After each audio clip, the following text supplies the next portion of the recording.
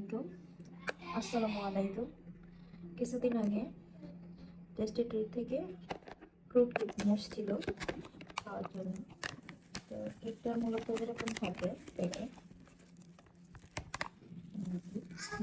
একদম প্যাক করা থাকে, পলি দিয়ে র্যাপিং করা থাকে। তো আমি খাইতে নিয়েছি, হঠাৎ করে ছোট্ট একটা মাছের মতো কি জানি পড়ছে।